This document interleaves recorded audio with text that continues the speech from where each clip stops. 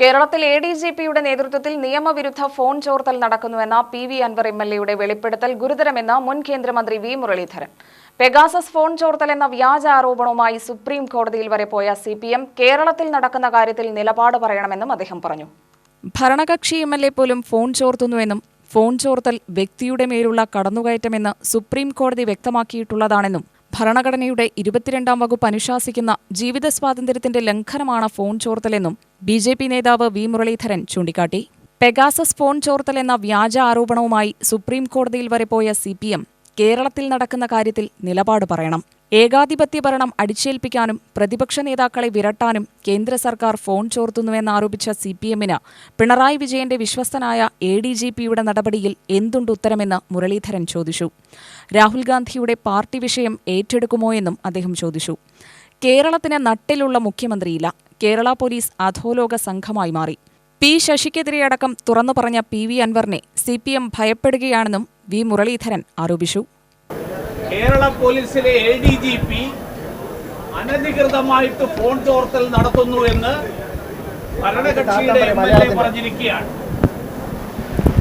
അത് മാത്രമല്ല, ഈ വിവരങ്ങൾ P. ശശിക്കെതിരായിട്ട് ഗുരുതരമായിട്ടുള്ള ആരോപണങ്ങൾ ഉന്നയിച്ചിട്ടും ഈ ഭരണകക്ഷി MLAക്കെതിരായിട്ട് ഒരു നടപടിയും ഒരു പരാമർശവും നടത്താൻ ഇതുവരെ മാർക്സിസ്റ്റ് പാർട്ടി തയ്യാറല്ല.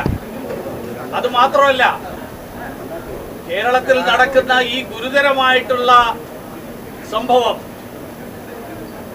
വലിയ കുറ്റകൃത്യമാണെന്ന് സുപ്രീം കോടതി തന്നെ പറഞ്ഞിട്ടുള്ള കാര്യം, ഫോൺ ചോർത്തൽ നടക്കുന്നു എന്ന് പറഞ്ഞിട്ടുള്ള കാര്യം, ഈ കാര്യത്തിൽ മാർക്സിസ്റ്റ് പാർട്ടി കഴിഞ്ഞ കാലങ്ങളിൽ എടുത്തിട്ടുള്ള സമീപനം, മാർക്സിസ്റ്റ് പാർട്ടി പറഞ്ഞിട്ടുള്ളത് പെഗാസസ് പോലെയുള്ള സംഭവങ്ങളെ കുറിച്ചിട്ടുള്ള ആരോപണങ്ങൾ ഉയർന്നു വന്നപ്പോൾ മാർക്സിസ്റ്റ് പാർട്ടി പറഞ്ഞിരുന്നത് ഭരണകൂടം വ്യക്തികളെ ഭീഷണിപ്പെടുത്താനും അതോടൊപ്പം ബ്ലാക്ക്മെയിൽ ചെയ്യാനും ഉപയോഗിക്കുന്ന ആയുധമാണ് ഫോൺ ചോർത്തൽ എന്നാണ്.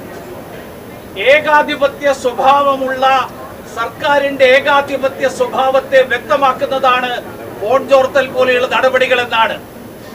കേരളത്തിലെ സർക്കാർ, കേരളത്തിലെ പോലീസിലെ ഒരു ADGP, മുഖ്യമന്ത്രിയുടെ ഏറ്റവും വിശ്വസ്തനായിട്ടുള്ള MR അജിത് കുമാർ, ആ MR അജിത് കുമാർ നടത്തുന്ന, അദ്ദേഹം അതിനു വേണ്ടിയിട്ടുള്ള ഒരു സംഘം രൂപീകരിച്ചുകൊണ്ട് അനധികൃതമായിട്ട് ഈ തരത്തിലുള്ള ഫോൺ ചോർത്തൽ നടത്തുന്നു എന്നുള്ള ആരോപണം ഉയർന്നു വന്നതിന് ശേഷം എന്താ പ്രതിപക്ഷ നേതാവ് മിണ്ടാതിരിക്കുന്നത്?